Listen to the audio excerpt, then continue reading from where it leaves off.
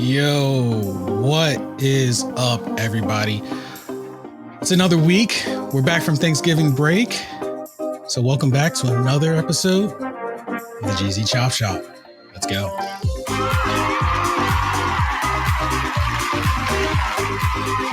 As always, thank you everybody so much for tuning in. We are happy to be here. And as always, a huge shout out to our Patreons to kick off the episode. Cindy Lou, Charlie, Trent Hullinger, Sailor Lion, Anna Gittins, Boogie Jim, and Tito. Thank you guys so much for being supporters of Gamma Games and the GZ Chop Shop podcast. We love and appreciate you guys. And if you guys want to help support everything we do here for the GZ Chop Shop, you can hit us up on patreon.com/Gamma Games. So, without further ado, Warners, what have we got lined up for everybody this week? Some fun topics. Definitely some things happened over the holiday break that I'm really excited to talk about. The first one, not so fun for you. I know that. I just know you have some personal opinions on this subject. The gaming servers that are starting to shut down. We're starting to see a lot more of those, and what that might mean for people who like to collect things that are hard copies. Yeah, for sure. The 39th Global Stick Award, also known as the People's Gaming Awards, went down on the 23rd, right before Thanksgiving, and the winners of that came out. Pretty exciting stuff there. Cloud gaming quality boost, but only if you use Edge, the internet browser Edge, which just, because nobody uses Edge.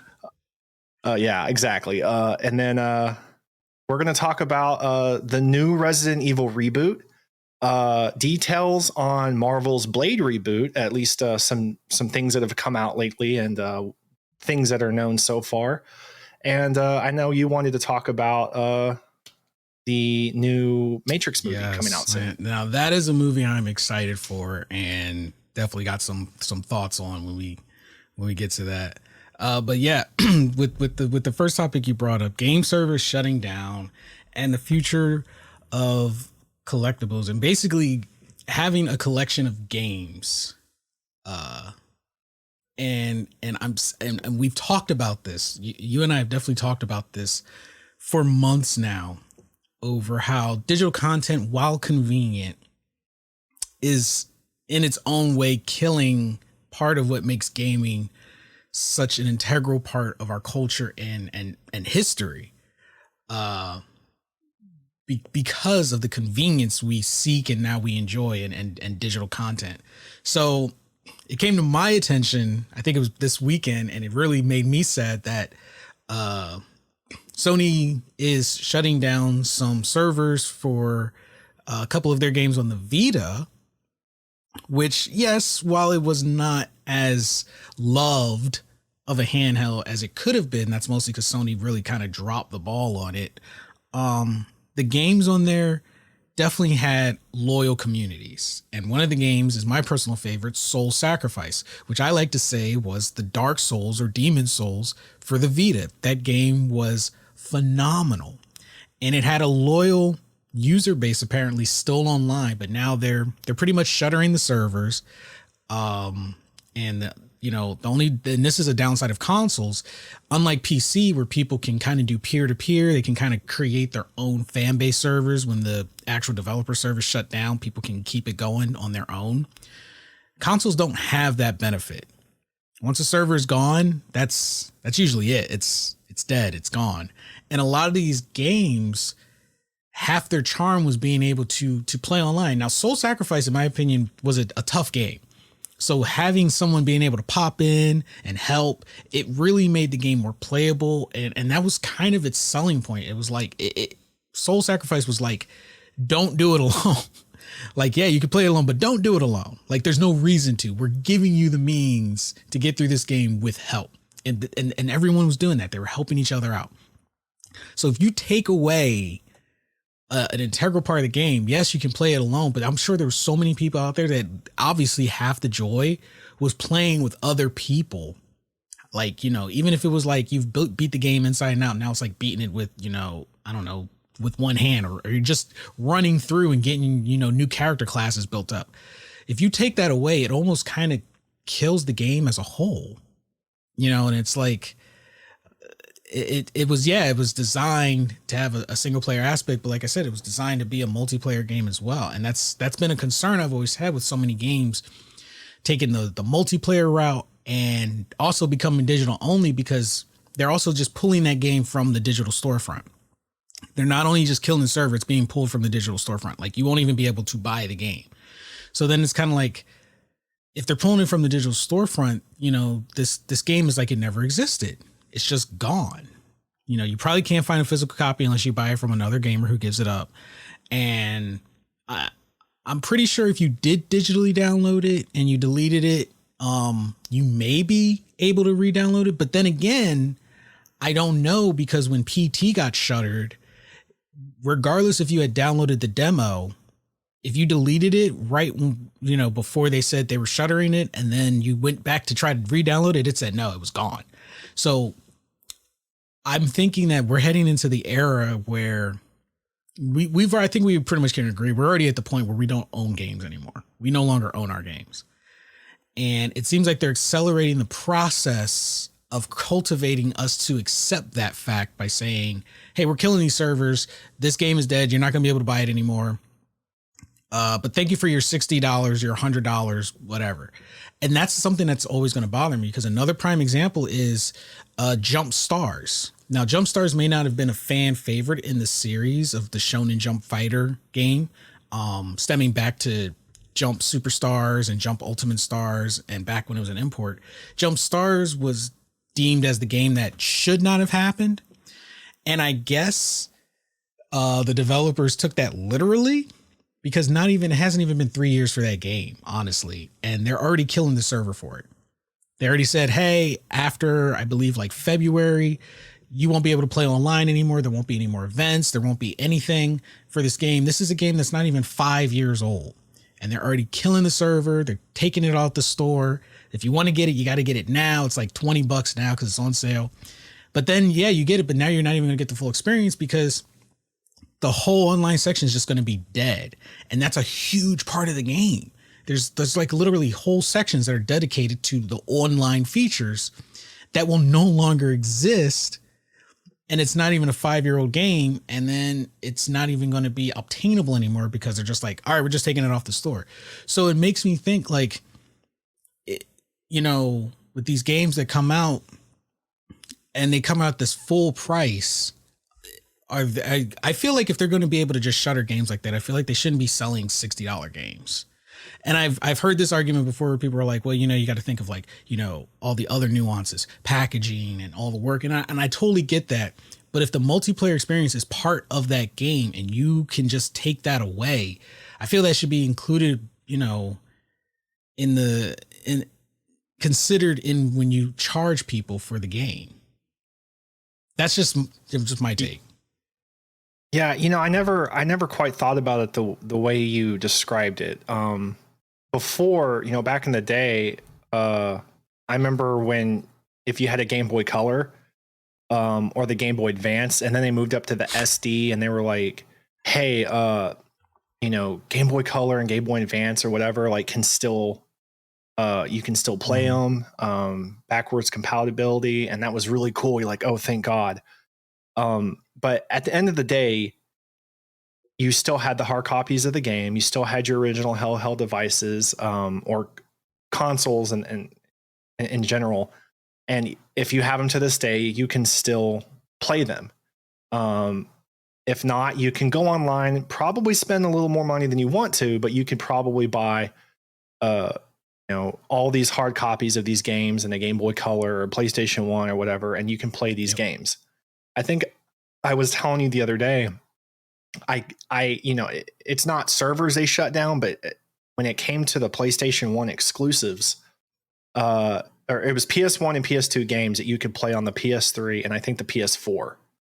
And then I think, no, it was on the PS3, but when I got the PS4, they didn't allow it anymore. There was no more PlayStation 1 and very few PlayStation 2 games you could re-download and play. And there were a ton of PlayStation 1 digital copies I had on my PlayStation 3 that I played all the time. And my PlayStation 2 finally just quit working. I mean, that thing was like 9 years old. It gave up. I mean, the fan was blowing so hard it was starting to hover. I turned it on and it was like it would sputter like a car trying to turn on. It was insane. And I just remember being so disappointed when I got the PS4 and I log into the store and I can't download most of the games that I used to have. And I don't have hard copies of these. I don't have an original PlayStation 1. And some of these games that I had digital copies of, if I wanted a hard copy, they cost a lot of money. Yeah. And then on the store, they were like $10. So that hits like that really, it's hard to swallow. It's a hard pill to swallow knowing that they can, you spend a bunch of money on a game, even if it's not a triple A game and it's not the most popular game, there's usually going to be some sort of fan base, but you spend all this money on a game, they shut the servers down after a few years if it's not making enough money or whatever the case, and then remove it from the store. And then it's like it never existed.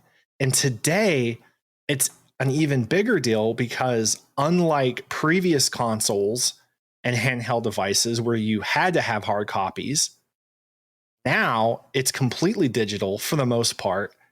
Good luck finding a hard copy, and you're definitely going to spend money on the hard copy. It's gone forever. You're never going to play that game again. It's literally like it never existed, and that's always going to be something that bothers me because we're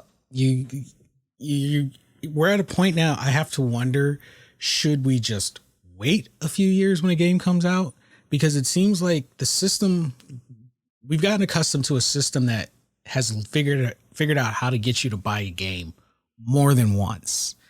And I feel that Skyrim is a perfect example of it. Skyrim is a perfect example of it. But I also feel that, and I hate to, sound like a conspiracy theorist. It's not trying to do a tinfoil hat episode, but when you look and think about it, you can't help but, be like, damn, maybe that is the case. I feel that we've gone digital, not only one for convenience. Yes, COVID accelerated it, but I feel like COVID just indirectly played into a plan that was already in place and just helped permanently solidify a long-term plan and accelerate its process. Because games were built to last back in the 90s to the early 2000s. They were built to last. Yeah. Everybody wanted the ability to roll things over. However, investors, I won't say developers, I'll say more so probably the investors above the developers said, can we make more? How can we make more? Why are we giving this convenience? They buy a new console, but that's only X amount of dollars. How can we keep making money if they're going to keep playing their classic games? They're just going to keep rolling them over. They're not buying the new stuff. How do we get them to buy the new stuff? So what do they do first? What we think is convenience now is actually just a replacement to convenience we already had. They took away convenience we already had, backwards compatibility. They forced us. And and Nintendo is proving right now with their they didn't already release the tier for allowing older game downplays. Are you talking about the Super Nintendo and Nintendo 64? On the, did they already start that? They didn't start that yet, did they? Right now. They're all out. Okay, I thought I read that. They're okay. That proves that it can be done. It can be done, and it's probably not a big deal. I don't know if I necessarily agree with the tier thing, but maybe that's just incentive to help pay for the online services. Maybe it's a separate branch in the company that deals just with that. That's my guess. But regardless, they're showing us that it can be done. So why Sony and Microsoft aren't allowing this and letting us keep digital copies and continue to play our favorite, classic games, I don't understand, because there is definitely money to be had there. They'll make money on it, but I don't understand why they won't do it. Probably because in their eyes, it's not enough money, as they're not trying to appeal. Yes, we're the driving force we're the wallet, but we're not who they're trying to appeal to. They're trying to appeal to the younger generation. Oh, like Facebook. Yeah, exactly. They're trying to appeal to the younger generation because I guess they feel they're the ones who will get them the traction. They're the ones who will get them the hype. And to be fair, I guess from a marketing standpoint, that makes sense because most of us, we just gripe on social media. And then other times, the other half of us don't even care about social media. So we're not out here marketing freely for them. We're the younger generation. When we were the younger generation, we were doing those things. But now we just want to come home, sit down, have dinner, play our favorite game. And we don't really care about going online and saying, yo, I just did a round of Halo. Check out this clip, yada, yada, yada, every day, hours on end. Where the younger generation, they get a kill on Fortnite, they're putting it on TikTok. They get a kill and hey, it's going on TikTok. So they're appealing to them because they're free marketing. So they know we need to target them because they're free promo for us. Not so much us. Yes, we might be supporting most of the money because those are our kids and they come to us. I want this game, but at the same time, that's indirectly free marketing because now they've gotten you to spend the money, but they're doing the free, your offspring is doing the free promo. So I feel that it's by design. And Nintendo is in a category all to itself. They have a formula that no one else can touch, and it works because Nintendo has always established itself as family oriented. That means everyone is covered. So in their eyes, it doesn't matter who picks up their stuff because you, as a father, remember classic Nintendo games and you will share that experience with your kids. So in Nintendo's eyes, they still win. Because now you are more inclined to share their product without any extra work on their part. They give you what you want. You give them what they want. Money and a bigger audience because now you're sharing that experience with your kids. And then Nintendo has become a legacy. Sony and Microsoft have always been so busy. Sony and Microsoft are competitive by nature and they pretty much benefit the competitive natured gamers. So that's where their focus is going to be. And there's no bigger tell than that than like the Fortnite and Call of Duty and Overwatch crowds.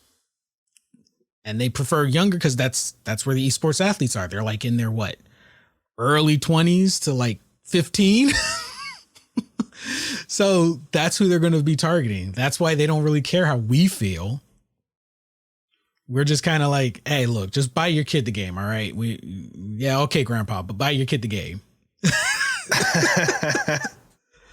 and it sucks because now our stuff is getting shut down. It feels like we're getting phased out, and like I said, they found a way to make us buy things we already had again and again and again and again, and they're playing off of, for us, they're just playing off of our nostalgia. It's like, okay, well, if you're going to bring it back anyway, like just keep everything open, just roll it over. I don't know, just emulate it. Like when the new Nintendo, whenever it comes out, they'll do it all over again. Oh, you had a Nintendo online, but that was for the Switch. Yeah. It all started the scheming. I say scheming like I have a little conspiracy tinfoil hat on but it's like it all started going downhill when these companies finally back a few years ago, it's probably about four years or so ago, they finally cracked down so hard on emulator websites that there is no emulator website you can use. They're all gone. Like I've had people over the past couple years like, dude, just get on the emulator. I have one. I'm like, when did you download that? Like 6-7 years ago, something like that. And I'm like, yeah, they don't exist anymore. You only have it because you already downloaded it and the program's on your PC. Yeah. I'm like, and they're like, no way. I'm like, yeah, it's been shut down. They're dead sites. They got deleted from life. And I'm going to tell you, it's not that the companies weren't aware of them for those years. They just realized, wait, why aren't we doing this and selling it and making money? Yeah, the digital marketing arena had gotten to a point where, like you said, they could be making money off that, and they're finally in the place. These gaming companies are finally in a place where they can do that, where they can make the digital content and sell it, and make more off that than they do hard copies. So why keep an emulator around that's I'm gonna make a giving everybody I'm free gonna make stuff? a terrible comparison, but I feel like in a weird way it proves a point. So remember on our After Dark when I was talking about everybody's up in arms about shutting down porn sites, and I was like, I feel like the ladies, it's not so much that they were getting over sexualized that offended them. It was the fact that it was for free. They didn't care as long as you pay them. Then it's not a problem, because when OnlyFans was quote unquote getting shut down, everybody was like, hold up, wait a minute. Let's talk about this. Yep. I've never heard so much outcry of all the shitty things happening in this country and around the world for OnlyFans right now. Nothing was louder than the outcry for OnlyFans being shut down for sexual content. And I was like, you guys know specific, like you guys took that as they were closing up shop and saying farewell. And I was like, I thought y'all wanted that off the internet. Weren't y'all crying about this is terrible and this shouldn't be a thing? And the minute they said, hey, we can cleaning up something, y'all lost it. So I feel that's the comparison. It's like Nintendo. Let that sink in, Itachi. Let that sink in, of all the crimes against humanity, all the political divides, all the anger in the world right now, and the loudest outcry for the year was to keep the for the year keep the sexual content of OnlyFans, the paid sexual content available. Jesus, that shows you where our priority lies. That's all we get. That's all we want, and that's all we have. Because I said the only reason everyone was pissed about all the other ones and they were on this whole march of shutting them down, it's because it was available to everyone for free. You didn't care that you were over sexualized. You just cared because it was happening for free. And that's how these companies were. You didn't care about emulators until you realized you can make money off of it. Same concept. When you think about it, same concept. They didn't care. Then they realized they could make money off of it. Now they care. So now you got to pay for it. Jesus Christ. But it works. It's the same mentality thread. It's the same mentality thread. And that's why what's next? What's next? Because that's when you think about it, it just opens up a whole can of worms. I'm just gonna get mad. Yeah. So what was it? The 39th Golden Stick Award. Can I just say I find the Stick Award name just humorous. It's more of a recent change. I think they changed their name back in like 2000, like 17 or 18 or something, but it's traditionally known as the People's Gaming Awards. I was like, did the People's Gaming Award just fade away? And real quick note, can we just talk about studios that just fade away and nobody notices? Did you know Japan Studio got absorbed earlier this year? Who absorbed them? Japan, some company called, hold on, I will find out right now. It bothered me because there was not a game for a long time that I was not familiar with from Japan Studio. And then they were like, oh yeah, they got absorbed into Team Asobi. And I haven't seen anything by Team Asobi. Apparently they made games for the PS5, but I haven't seen anything by them. But Japan Studio was like half of my library is synonymous with them. Like I'd say like, oh, Japan Studio. I knew it was a good game. And then I come to find out, I was like, oh yeah, they got absorbed. And I was like, when did this happen? April. I was like, where was I? No one absorbs people better than Disney. Anyways. Jesus. Yeah, the People's Gaming Awards. What sets this apart from the Game Awards that most people are familiar with is this one's been around for about 39 years. And unlike the Game Awards basically have committees that select about 30 influential video game news organizations, and they nominate and vote on the video games in several categories. And that's how they go about it. The Golden Joystick Awards, which sounds like a very specific porn award. It really does. I'm not gonna lie. But also known as the People's Gaming Awards.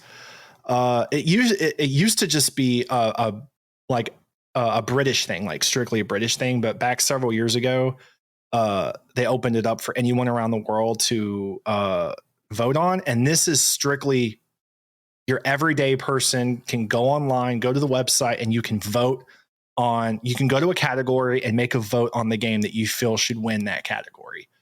And it's actually the second oldest video game award ceremony after the Arcade Awards, as far as how long they've been around. So fun fact there.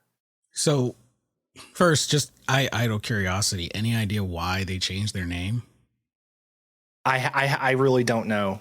I didn't. I never like thought to look at that or anything. I just know that there was a name change in the past. A step backwards. I feel like the People's Game Award was appropriate. Maybe when the Gaming Awards, what did the Gaming Awards used to be called something else back in the day. They got more notice when they changed their name. Like now they're taken way more seriously.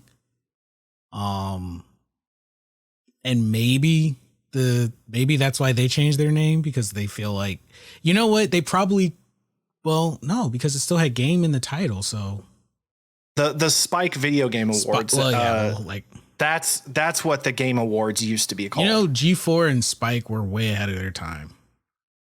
Yeah. Oh no, they were. I remember watching it as a kid, on TV. There was one channel that not even every day. I think it was usually the weekends or something.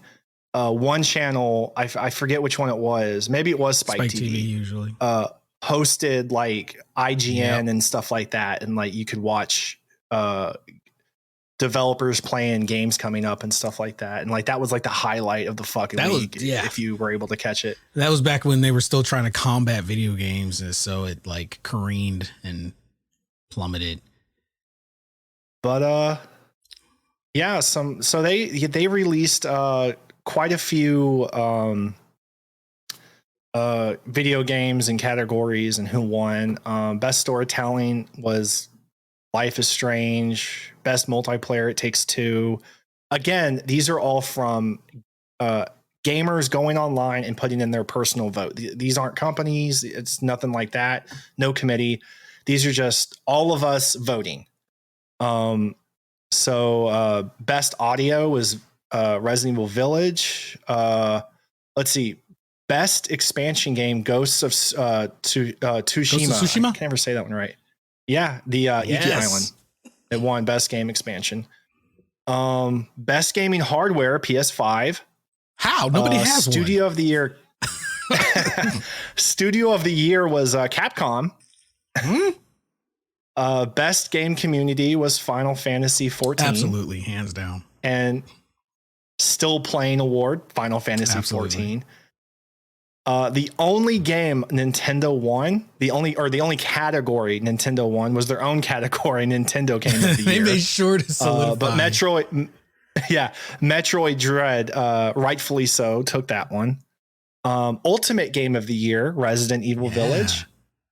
And then they had two categories: Ultimate Game of All Time and Best Gaming Hardware of All Time. Well, we know what best gaming hardware of all time is. So this is going to upset a certain group of people, but best gaming hardware of all time, PC. I think had it not been for the past 3 or so years, the explosion of streaming and the, popularity of the PCs that got shown from these streamers, and all everything kind of glows and has RGB lights and all that stuff. Yeah, all the RGB lights and all that stuff. It really took off, especially to the younger generation, wanting those things. So had it not been for that and PCs really getting put in the forefront of gaming, and getting that kind of promotion, I don't think PC would have taken it.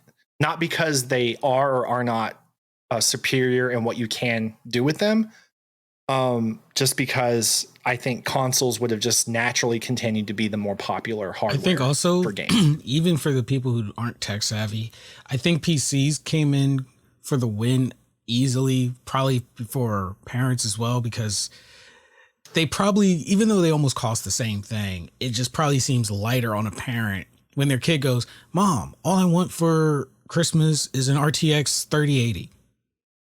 I can just put it in the computer I already got.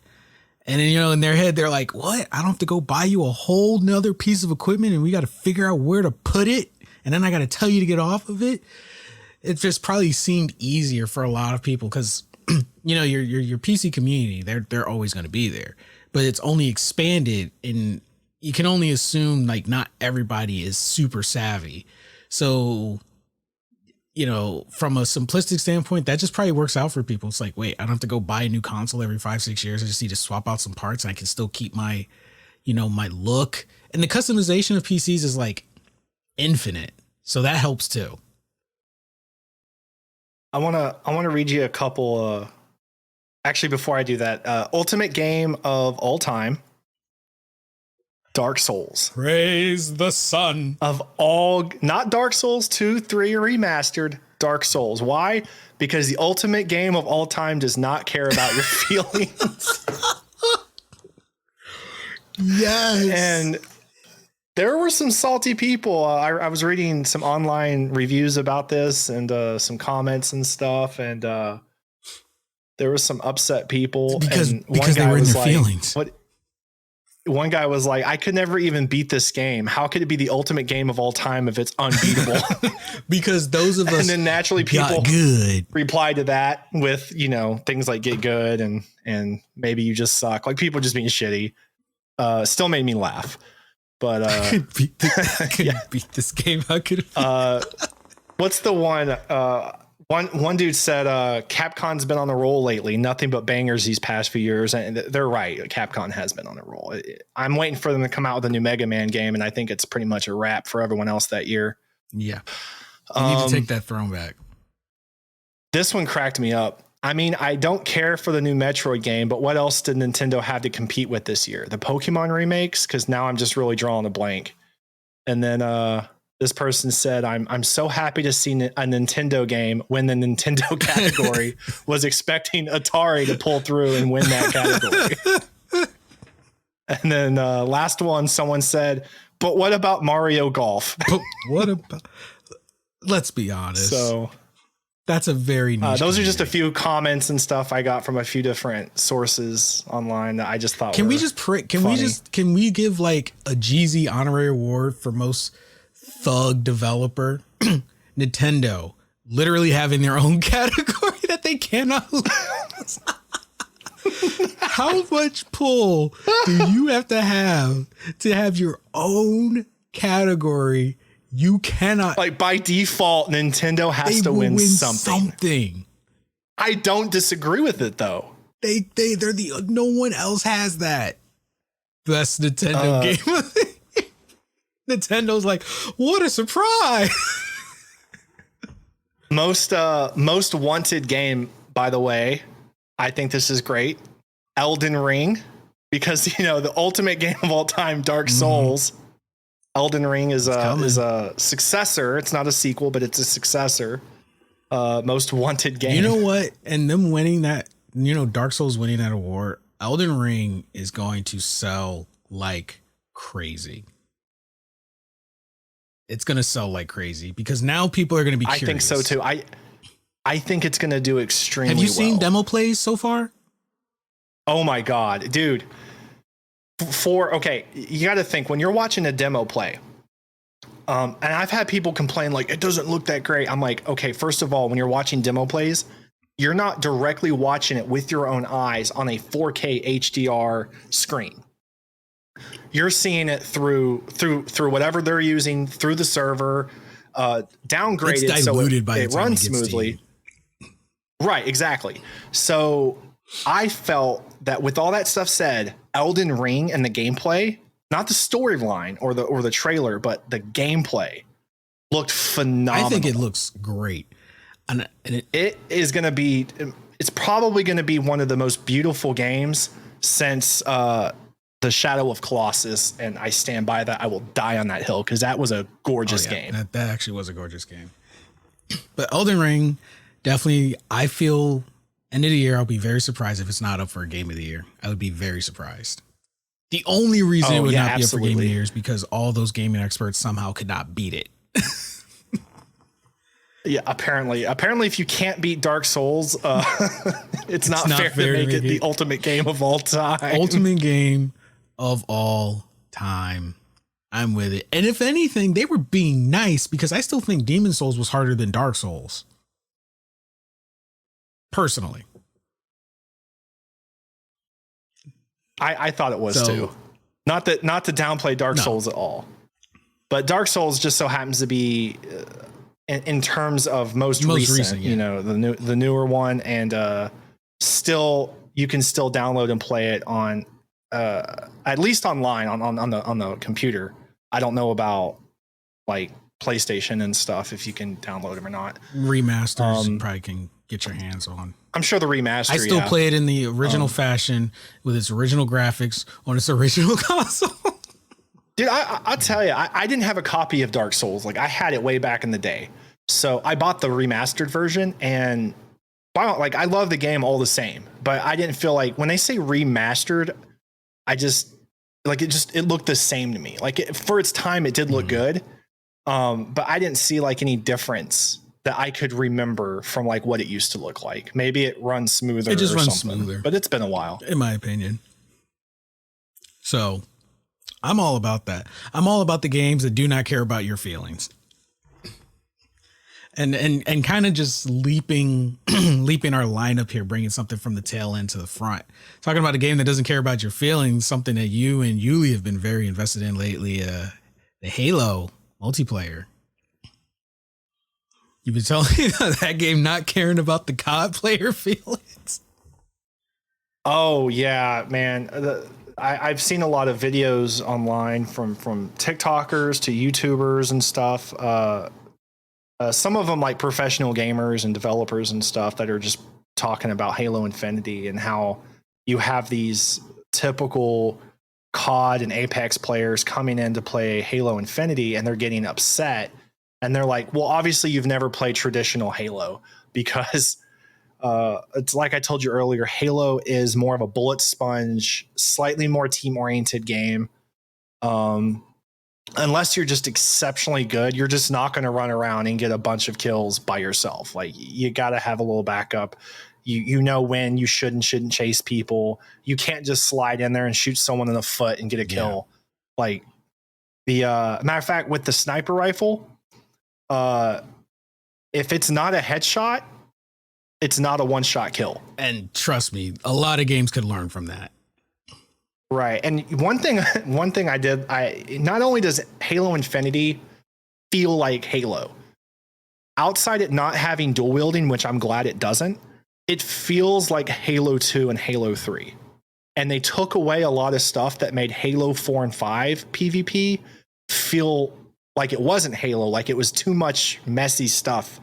Remember the booster jumps they had, I think in Halo 5? Like they took that away, thank God. You can run, but it's not like sprinting like in COD, and you can't slide halfway across the map and do super jumps. But you have abilities like the little slingshot. You have like you can knock things away from you, but it's not like you can grab them and use them so much that it becomes unfair or broken. Like the game is not broken. It is so far fairly balanced. There's no gun that I would be like, oh, that's meta. There's no gun, in my opinion, on Halo Infinity that's meta. Know, this just proves every gun can be utilized in different ways to give you an advantage. And this clearly proves that it can be done. But a lot of these games, in the attempt to keep partnerships or keep certain people playing their games, they will cater to these COD and heck Apex and Overwatch style, players that are like, oh, because what Halo Infinity looks like it's trying to do is it's trying to avoid what every other shooter falls victim to. You get a top tier streamer who goes on YouTube and goes, this gun is broken and watch what I do. This is the loadout, blah, blah. And people copy and paste it. And then it runs rampant and and it defeats the purpose of like, okay, well, if everyone's going to run around with an MP5 with this attachment, what did we make all these other guns for? Yeah, and there's certain abilities you can pick up here and there and during the gameplay that if someone shoots a rocket at you or tries to hit you with the hammer or sword, you can counter it or block it or knock them back. But again, you have to find them and pick them up, and you only get so many uses, so you can't spam these things. And the only time I've really seen someone get away with abusing the energy sword and the hammer and the rockets, like really abuse them, is in Fiesta mode, which is fine because it's Fiesta mode. Everyone's going to start off with different weapons every time they spawn. Eventually, halfway through the game, like a bunch of weapons are going to be laying on the ground. Like, I don't care. It's Fiesta. I know exactly what I'm getting myself into. Capture the Flag has been fun. I'm not typically into King of the Hill and Capture the Flag, but I really love it. And so overall, Halo Infinity PvP is absolutely just a good time. Well, I was kind of out of the loop, so I'm definitely going to give it a try because Apex has been working my last nerve. No, I can relax and play Halo Infinity even when I'm feeling competitive and still not get mad. I got teabagged the other day, and the only thing I felt was nostalgia. Imagine playing a game and someone teabagging you go, the memories. It's Halo. I'm like, it's Halo. It's okay. But you know what? There's different forms of like Halo teabagging that to me are like certain teabags are like, just like, haha, I got you, but it's not malicious. Yeah. But then like if they sit there and teabag you while shooting your face, that's malicious. Like there's different forms of it that you're like, I'm not mad. That's cool. It happens. Well, I will probably be joining you guys on that because, like I said, Apex has been working my last nerve. They're focused more on catering to the meta, and yeah, there's no meta in Halo. It's just fun. I mean, don't get me wrong. There's going to be matches here and there where you just get wrecked by the other team. But even then, like I still ultimately overall had fun. I was like, whatever, because most matches were just a good time. I like a game where like experimenting is not going to hurt me. Like, with the other player, it's like, okay, if I don't pick up, like in Apex, it's like, if I'm not running a meta gun and I'm like, I don't feel like running a meta gun, but it bites me because everyone in this lobby is running a meta gun. Like I want to be able to just play around. It's like, if I pick this up, I want to be able to play with it and see if I like it. I want to be able to try things out. And, because I used to be really big in Halo 3 multiplayer. I actually got really good in Halo 3 multiplayer. First Halo I actually got really good at. And I actually was the person that could run around and start teabagging people when they would try to rocket me, and I dodged the rocket and then boop, hit him with the skull or hit him with the sword and then and run away. I miss those days. You can still no-scope people with the almost traditional sniper rifle. Like you can just no-scope somebody just as easily. And I'm so glad that they didn't take that away. All right. I'm going to definitely poke my nose into there because that's a must. That's definitely a must. Now, so what was the other thing we had? Cloud gaming, quality. They're introducing a quality boost feature where your games basically look insanely better. But the only way you can utilize this this aspect of the cloud gaming is on Edge internet, like the Edge website, not website. Dear Microsoft, nobody uses Edge. Next. Yeah. No, seriously. It's clever. It's clever though. It's called Clarity Boost. It's called Clarity Boost, and it's an image quality update for its cloud gaming services. I'm sorry. Am I the only one? I still don't like playing games on any browser. I don't like playing games on browsers. I think it's It just doesn't. It feels wrong. It feels really wrong. Like really wrong. Like I'm not on my browser to play a game. I'm on my browser to like do work. And I feel the browser already has too much information, too much to do with my life. And now you're in my gaming. It just, I don't know. To me, it feels like changing your clothes with the window open. What game and what TV are you using that are so poor in graphics and FPS that you feel the need to use a browser to enable a clarity boost for better visual improvements?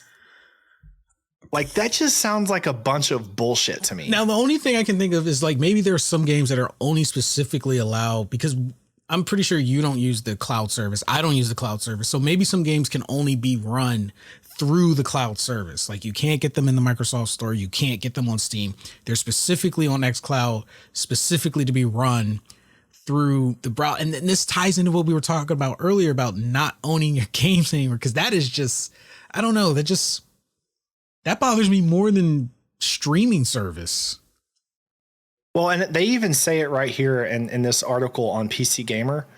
It's hard to imagine this feature not eventually rolling out to Chrome, Safari, Android, and other browser platforms unless Microsoft seriously wants to lock it behind a browser with just 9% market shares.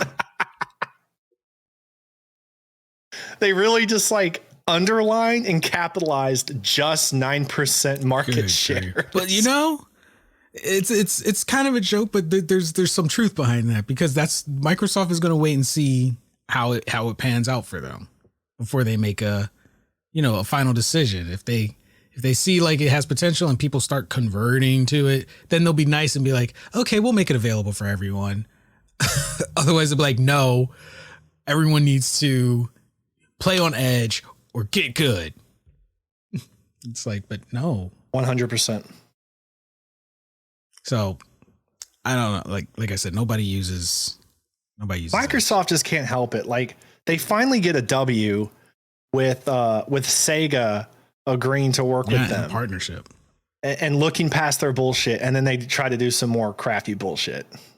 And a partnership with Sega. That they're not even subtle about it anymore. Microsoft's not even subtle about it anymore. They're like, yeah, we want to buy you out for $200 million. How many moves was Microsoft trying to make this year? I think they solidified their partnership with Bethesda. What was it? End of last year? Was that this year or end of last year? I think that was this year. I think it was the beginning of the year. They were making moves with Bethesda. They were making a move on Discord. They're partnered up with Sega. They try to buy Discord. They're pushing their cloud gaming like super hard. They're sitting here doing all this random bullshit, and you mean to tell me they couldn't fucking keep up with their streaming service, Mixer? I'm still the whole situation is still sus. Even a couple years later, it will forever be sus. Like all of a sudden, after you have tens of thousands of people using your fucking platform, and all of a sudden you're like, yeah, we're shutting down 3 days from now. We're shutting down. Like, we'll send you your ad revenue later. What are you talking about? And no warning. That will forever just be in the back of my mind. Like, what in the hell? And then they got that Azure cloud service. They're I don't know if Microsoft xCloud is running on Azure, but the whole Azure cloud thing that they're working on, like Microsoft is trying so hard to push digital only. Through these various cloud services they have. And I don't understand why they have so many. And it bothers me. It bothers me so much. It seems like what I wanted to say earlier about collectibles, it seems like they want to take the chance for people to make high value out of their hands.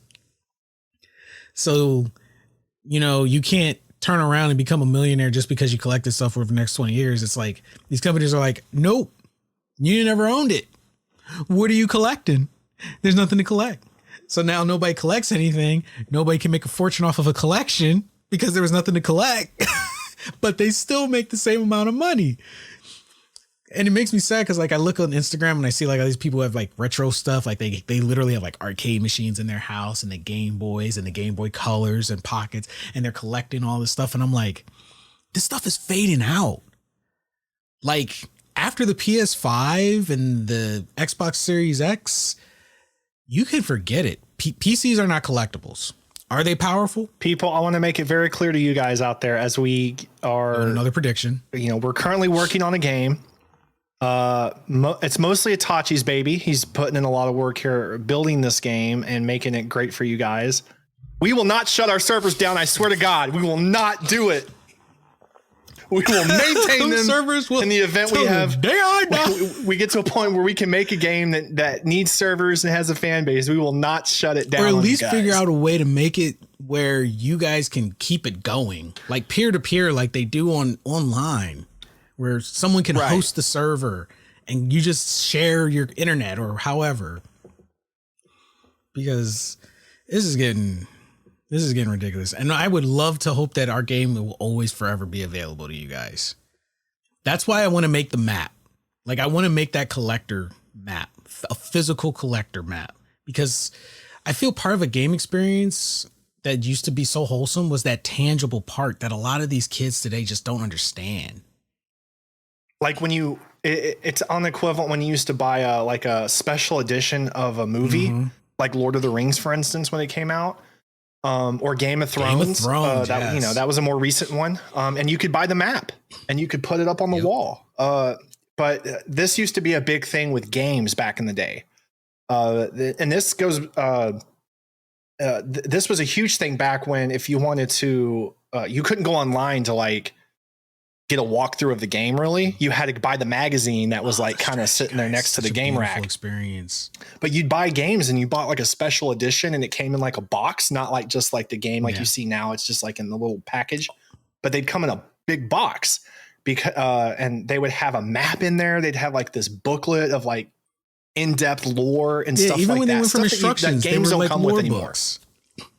And I would love to get to a point where we can put games out and give that back, put that back into the community. That would be awesome. Like, even if it's a digital only game, it'd be like, you know what?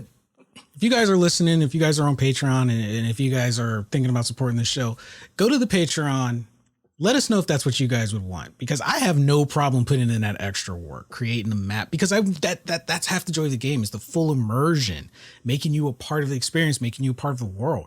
I would love for you guys, like, where am I supposed to go in this game? And you can just look at the map that's hanging on your wall and the lore behind it, because this is for us, the game we're creating is a very lore intensive game. And there's some things that we're not going to be able to put in the game, one for time constraints and two for size, that we're literally gonna have to break up into other different types of media anyway. So yeah, go hit us up on Patreon if you want to be a part of that. Join us over there, patreon.com/Gamma Games, because man, I would love to bring that back. Like when you went to the store and got a game case, it had heft to it. It had weight. You weren't just opening it up and getting the disc and all this empty space. Yeah. You know, like now it just comes with a manual and it tells you what buttons to buying press. A video game back in, I want to say definitely from the 90s to the mid 2000s was an experience. From the moment you walked into the GameStop, even more so if you pre-ordered, when you walked in and you gave them the name, they went in their drawer. They pulled out your copy, nicely wrapped up, and then they were like, "You already paid for it." And then the book on top of it. It's like, okay, well, and then and it was, and they put it in the bag, and you walked out of there with this hefty bag for your one game. That was an experience, and I loved it. Back then, you'd spend like an extra $10-15, and you'd get like a figurine, something else with it. Now that's just a DLC. I remember one time when I went to the GameStop. This was back when like people loved GameStop, and I went and I was getting my. People just go in there now to like. Most people go in GameStop to like. They go reminisce. To reminisce. They see a collectible. They buy a new used controller because it's faster than going online and buying buying Yeah, they one. just broke it, so And they then, need a new one right now. They got some pretty cool like figurines. They're and mostly going accessories. collectibles, which is fine because I like collectibles too. But I remember one time I went in and I got my game. I got the strategy guide, couple dollars off because I pre-ordered the game, got my strategy guide. And then at the same time, they were doing like a shiny Pokemon giveaway. So then she put on like these, those little ticket receipts that you could get. And it's like, oh, scratch this off. You get the code, you get your shiny Pokemon. And then they had like, oh, and here's some codes for some DLC. Dude, I went in and walked out with like a big heavy bag after. But all I did was pick up a game. And I was like, that was an experience. Not only did I get a new game, I got some free DLC for another game. Like, come on. Yeah, they used to hook you up back then. But that was their way of promoting new content, their other games, and getting you to go spend the money on the other game. And it worked. And it worked. And don't get me wrong, like I absolutely, at the end of the day, I love what games are becoming. I love everything that's going on in the gaming streaming world. I think is amazing. It's not something I ever would have possibly thought about when I was younger. But just like anything that evolves and grows over time, there's always going to be things that are nostalgic and that we miss about even 10 years ago. Yeah. Yeah, we've come a long way. I guess you could say this is the price of progress. That there's a reason that line exists, the price of progress. Some things got to go away to make way for new things. I feel like it's some of the things that, and honestly, everything comes full circle. I feel like it probably when we're heading on our way out of this lifetime, we'll start seeing things that we grew up with make a return. Oh, just like clothes, just like fads, just like everything else. Absolutely. Yeah, it'll start to make a return because the excitement and pizzazz of digital content will become so the norm that people will get tired of it. They'll get bored of it. So then they'll have to come back. Well, we see it a little bit now with how, you can go to I know Target sells them. I'm sure you can get them at GameStop and Walmart as well. But you can go and buy emulator versions of like a mini Sega. Mini Segas. Yep, I got one on my shelf. And Atari, and they come with like 50 games or something pre-programmed. We'll come back to. I mean, there's people who make emulator consoles and stuff. We'll come back to it eventually, especially with how fast we're pushing the digital era. Because eventually it's going to click with someone. They're going to wake up one day and go, "Wait a minute, I'm spending $400 a month on stuff floating in the airwaves that I don't actually own." It's like, when Netflix, say you got a favorite movie on Netflix, it's your favorite movie, you're paying the same subscription as everyone, but then Netflix pulls that movie. Maybe that was one of the reasons you stuck around on Netflix. When Netflix was fairly new and Hulu sucked, Hulu sucked for a good while. Hulu didn't get amazing until this past maybe 4 years. But I remember trying Hulu out back in I think it was 2013 or something, and I was like, this sucks. Yeah, Hulu was. But when Netflix first came out and they pulled a series or movie and swapped it with something else, it really did suck because I didn't like spending the extra money to have the 2 discs or 2 DVDs sent to me a month or whatever. I just thought it was a hassle. They sent it to me, I sent them out. I'm like, that's extra steps. But it did suck. They pull stuff and replace it with something that wasn't as good sometimes. I'm like, damn, that sucks. But now you can just have one of fucking 20 streaming apps. Yep. And if it's not on one, it's probably on the other. Now, although I do still to this day take a pet peeve, we talk about DLC. When you think about it, streaming services have DLC. Like Amazon and Hulu. Their DLC is pay for Hulu Plus with stars. Or Amazon No. That's not a DLC. That's a battle pass. That's a battle pass. It's a season pass. That's a battle pass. Yeah, you're right. It's a season battle pass. Yeah, because that stuff comes and goes. And I'm like, oh man, that's where we're at now. We just just burning money for things we don't even own? Because it really sucks. It's weird how we've been programmed now. We will go to the store, a physical store, and look at something, and it'll say price tag $399 right now up front. And we'll go, no, too expensive. I'm not spending that. Save that money. And then turn around and drop twice as much in digital content without the blink of an eye. Yep. It's like, or you could just spend that $400 up front, pay it off, boom, it's yours. Nope. They get us with that. Oh, but this is only $15 a month. And then when you add it all together, you find out you could have bought that one thing because you're spending that anyway. That's a one-time 400. Now when you add it all up, you spent that, and you're spending that every single month. Consumerism has destroyed us. And we've accepted it. We've accepted it. Anything above $20 in a store is just like, no, not happening. But as long as it's like $15.99,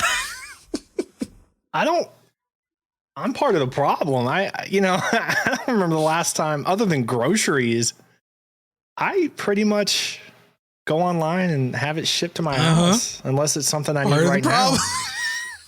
Even if it's something I really need, I'm like, I'll ship it to me. But you see what I'm saying? Like when you go into a store, even if it's like a tech store, as a tech person, and you already know nothing's going to be cheap, but you see the price tag for that full upfront price, you look at it and you go, you don't even think payment plan. Most of them have a payment plan. It's like, you don't have to pay this right now. You can pay it in installments, but you see that first price and you're like, no. Thank God for PayPal and payment plans. It's just like, man, they really got us. They really been programming us, and we just rolled with it. But I definitely want to end this episode on an interesting movie topic, because I'm personally excited, and the movie I'm talking about is Matrix Resurrections. And the reason I am excited for that movie, I am one of these people who analyzed the shit out of the trailer. Now, I've seen a lot of people that are going, oh, it's a reboot. Oh, it's not really a continuation. And I'm like, y'all didn't really watch the trailer. You glazed it. You didn't really pay attention. And that means you've never understood the symbolism behind the Matrix in the first place, which is kind of funny because that's the whole, because you've fallen into the trap that the Matrix is trying to tell you about. That's you just proved the point of the Matrix movie. And I was watching the trailer, and I was watching breakdown videos from people who actually, know the Matrix lore, and they were paying attention to it. And if the theories that people are coming up with for what the basis of the Matrix Resurrections is winds up being true, that is going to be insane. Because when you look at the trailer, in certain screenshots, if you pause it at the right time, you see scenes from the previous Matrix movies being displayed on screens in the trailer, which has led to the theory that this version of the Matrix is using the previous run of the Matrix and saying that it was either a movie or a game.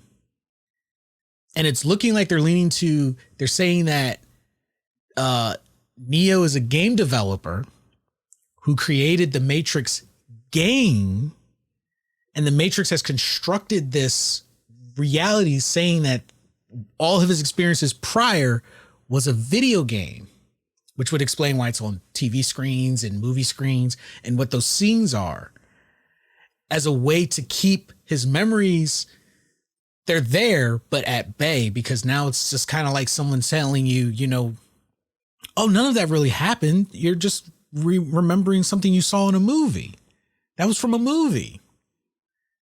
But really, the Matrix, the entity of the Matrix itself has suppressed his memories of what happened because he theoretically lived at the end of the movie. I remember him and the machines made a sort of compromise. Yep. And I'm guessing the compromise was that the machines maybe leave the humans alone, and in return, he no longer tries to come after the machines. So they keep him trapped inside the Matrix. With closer inspection, one of the deals was the choice to be in the Matrix. The machines would let the humans have, for those who want to stay and for those who want to get out. They wouldn't prevent that choice. Also, he would be a gateway for the machines to kill Agent Smith using his body. He would create that link so the machines could go through him to completely eradicate Smith. Now, at the end of Matrix Revolutions, you see the world change from the green tint that Matrix was famous for to real world colors at the end.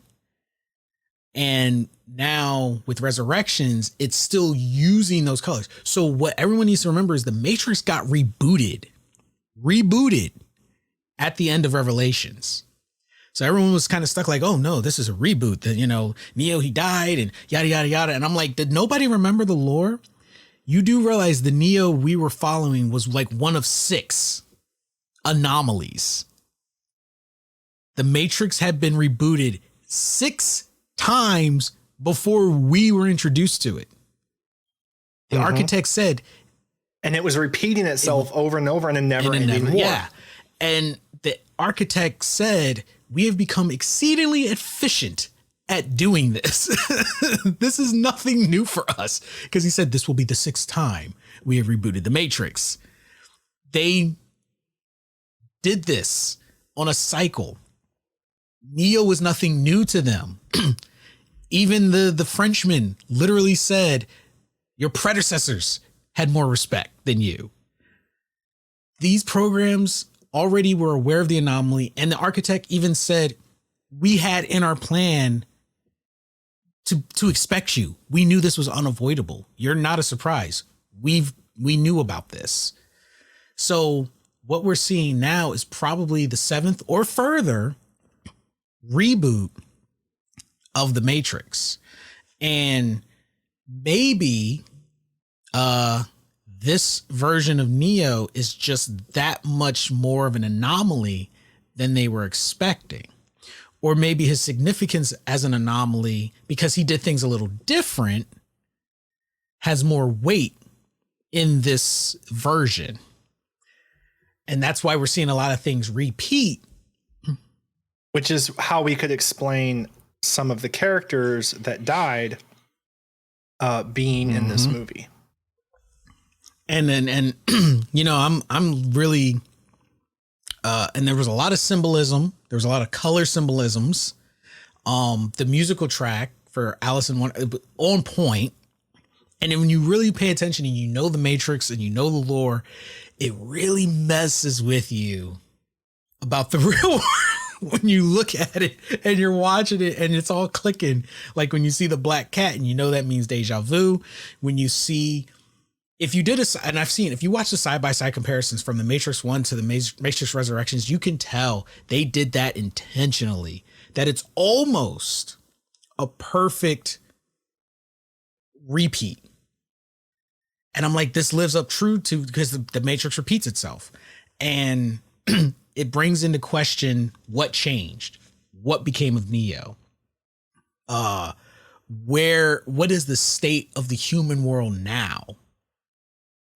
And because there's so many theories that people were going in like, well, what if Zion and all that was another layer of the Matrix? And I was like, okay, now they're trying to get into Inception where it's a dream within a dream within a dream. I'm like, no, I'm pretty sure the machines just have the Matrix. And I just want to know what the new threat is. Is the threat Neo himself coming, getting his memories back? What? And when you really think about it, because it's been 18 years since the last film. You want to feel old? There you go. It's been 18 years since the last film, which is perfect time when you think about it, Because look at just how fast we're pushing technology now. And right now Resurrections fits because of convenience. Look how convenient, look how more accepting we are of technology now. Facebook is already talking about their metaverse and within the next several years being able to put on glasses and digitally uploading yourself into another space where you feel present and you can interact with other people. Like they're already talking about that. That's the goal of metaverse. We're literally creating Sword Art Online or the Matrix. More likely the Matrix. God, I hope I'd prefer Sword Art Online, but you know, neither one technically ends well. If you think about it, I'm just saying. But this is, in my opinion, I'm excited for the Matrix Resurrections because it's got so much. It's deep lore, super deep lore. It's super, super deep lore. It really makes you think about, honestly, your day to day. Not even like in the terms of, oh my gosh, is reality real, but just how we consume things without question. How we are literally part of the system.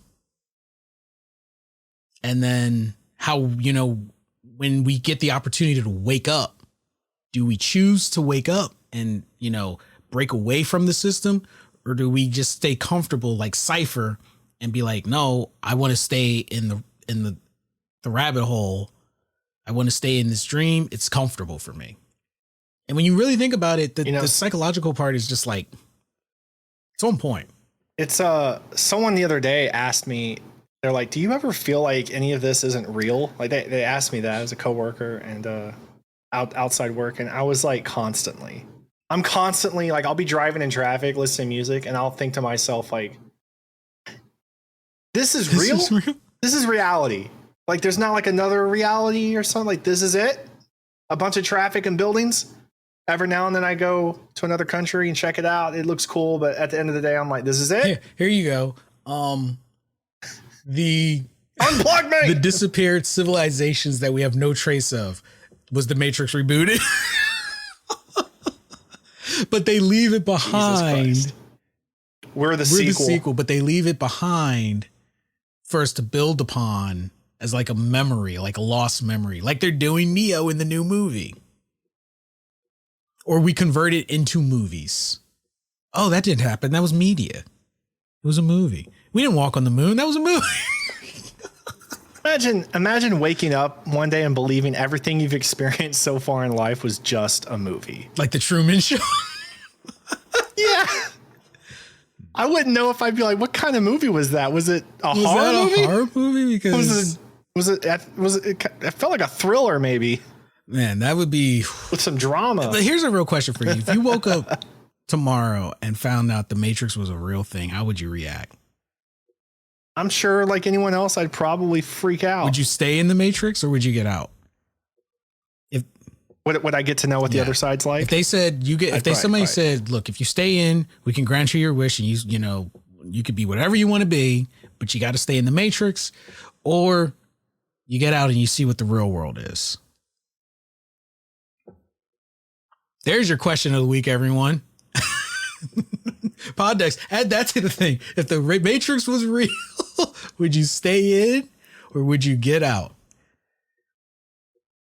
Because here's the thing. Which pill would I take? Here's the thing. You stay in, right? None of what you're doing is real. You're laying in a pod and it's all in your head in this constructed fake fantasy world. But yes, you'll have all the riches and fame you want. But you wake up and you see what the world really is. Like, it's a tough decision. That's a tough one. There's so many factors involved. There's so many factors. But, if the real world was just like an apocalyptic wasteland of fuckery, I'd probably just want to stay where I'm at. You would stay in the Matrix? Probably. But here's the thing. If you've woken up, they probably like plugging you completely back in, I feel is like kind of an issue. Because the people, when they pull you out, they didn't have the means to put you back in. So, I mean, you're more likely going to have to deal with a sentinel. So you got to make a deal with a machine to get you plugged back in. I'm sure that'd be pretty traumatic too, like the experiencing that before you lose your memory. And then here's the thing. You come out, yes, it's apocalyptic world, but you could be part of the people that go back in and, you know, now you've got law-defying abilities because you've broken free of the system. That's if I live long enough to get there. That's a big if. Look, hey, at least you find out. At the end of the day, to me, I'm like, at the end of the day, I fucking die anyways. Like, either way, eventually I die. I might as well You might as well die in your pod. Being fucking happy might in as my well die in pod. your pod of peace. I know so many people would try to be like, I'm, courageous and be like, yeah, I would have them unplug me, my freedom. I'm like, fuck you and fuck that answer. Damn well you would want to go. If it was bad enough, you'd want to sit your ass unbeknownst to anything in that fucking pod and be happy. Just put me back in my pod, put me back as someone, happy. But here's the thing. You already have that feeling that something's off. I would ask this question. Is there space travel? Is there space travel in your constructed world? No. In the real world, not the Matrix. Is there space? I would like which one can I travel the stars in? Because if I could have anything I wanted, that's what I would want to do. I'd want to just spend my life traveling. See, joke's the universe. On you, right? We already traveled to space. We came across an alien race. We pissed them off, and they stuck us in the Matrix. Give me a ship. They don't want to deal with you. That's why we're stuck in a pod. I can't be Star-Lord and just be a human outlaw. Hey, they ain't no Cowboy Bebop in this one. This isn't an anime. Man, what's wrong with you? That's why we're the Animatrix. Matrix now. So here's my question, though. Jesus Christ. Here's my real question. I've always wondered this, and I've been afraid to ask, and maybe yes, we're grown, but in the Matrix, when two people get married and they have a child, does the Matrix just fake construct, or do they program people to fall in love because they're growing this baby?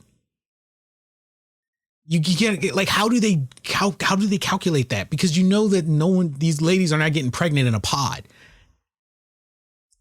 So how the heck do they do that? Are they stabbing you in your pod for your sample from this one and then stab this other sample and then because you mingled in the Matrix and then stick it together when you do the do? I'm assuming if they have the means to keep people alive in the pod and they need the humans to give them energy and life for the machines, because that's how they utilize the humans as a form of we're farm animals. I'm assuming that they can extract eggs and sperm and all that and create but your pod 1467 and this chick is in a completely different factory.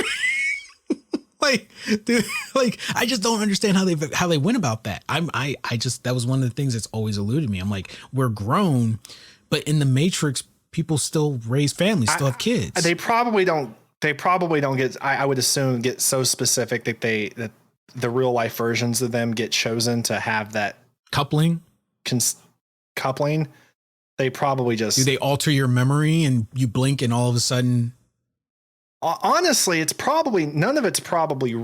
I guess they would have to create a baby, because there's a real life for every person in the Matrix. There's a real life counterpart for the most part, with the exception of some anomalies and I think there's some computer programs, but for the most part, everyone has a human counterpart.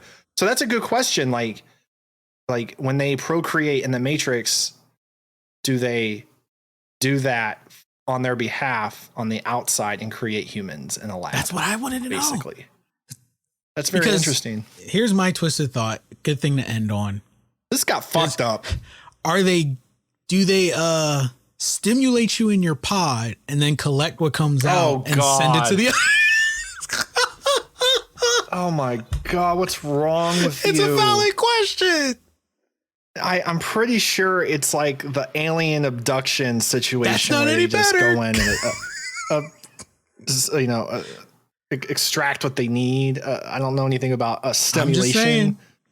I'm just saying. Really makes you think about it. This is kind of shit you guys think about it. When you watch The Matrix and they show you the pod scene, you think about it. In other news, I went and saw the new Resident Evil how was movie. that? Personally, I liked it.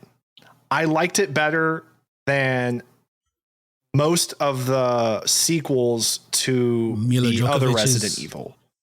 Yeah. In part, I would say mostly because they were okay. So the community was kind of like, there was concern about some of the actors playing certain characters.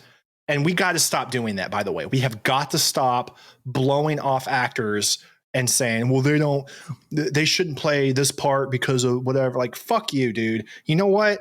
The person that played Leon, Claire, Jill, and Chris Redfield, they fucking nailed their parts. Not only that, they look, all of them, especially Claire. I mean, Claire's appearance and how she looks identical to her character, her game counterpart. That's awesome. For Albert Wesker, I actually thought the guy they picked was pretty. He nailed it. He wasn't just some villain who hid behind his sunglasses and didn't say much, and then suddenly had superhuman abilities. And then it was like CGI. Like, it looked fucking good. Everyone who loves Resident Evil for the mystery, for the lore, they will like this movie because it stays faithful. I think the trailer did them a disservice. The trailer was bad. I think the trailer... It really was. The trailer was not good. You know, here's one thought I have. I feel sometimes trailers oversell the movie because they show all the good parts in one go. And then usually the rest of the movie... They definitely didn't do that. They definitely didn't do that. I think it was reverse marketing. It sucks because it might hurt them. But people that want to get, see a horror film, and people who like Resident Evil, I think they're still going to give it a chance because they like the story. The police station looks almost just like it does in the game. Now that I gotta see. The typewriting and the papers are identical to the game. Like, there's so many things in this movie that are identical or close to identical to the game. They stay true to the game for the most part. Again, it's a movie, and just like any movie, they can't 100% nail every single thing. And there's always stuff in the way that kind of prevents some things from happening. I feel like all the characters were developed well enough. There will definitely be a sequel. I loved Chris Redfield's character. All the actors and the characters they played in this movie stayed almost pretty true to the characters themselves. And I feel like they did a good job. There's a lot of mixed reviews on the movie right now, and I feel a lot of that has to do because so many people are stuck on the first Resident Evil franchise.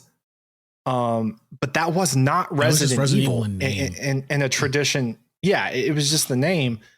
I will give it to the first Resident Evil movie. Just the first one was fucking good. I felt like it was a different, they were in the mansion, but they didn't really. It was the mansion, but it go through really the mansion like in the game. But ultimately, it felt like the game a little bit. Outside Alice not actually being like, she didn't really exist in the game. Like, there wasn't that person. But I did like the movie. But this movie, it's the game. And they really do a good job. And I feel like a lot of reviews I've seen that were bad were not fair.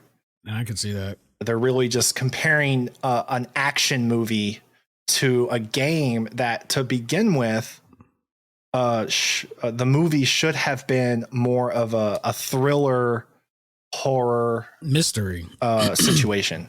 Mystery. Yeah, and it does. It kind of has. There's parts to the movie that feel almost like a crime mystery aspect to it, as they're trying to like make discoveries and find things and stuff. I hope the actual loyal fan base can come out loud on top of this one, because if it's that good, I would hope it gets a sequel, because Resident Evil deserves that, because I would love to see them do like 7 as a movie and 8 as a movie.